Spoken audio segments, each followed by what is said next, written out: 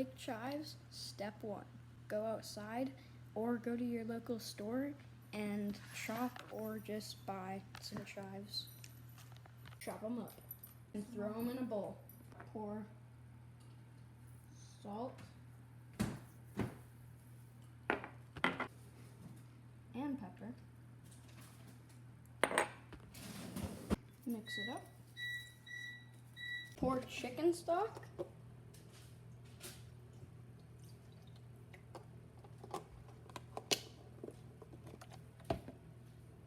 And wait for about 2 minutes.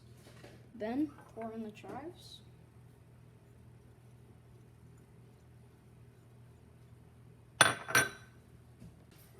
Let the chicken stock soak all the way into the chives. Enjoy your meal.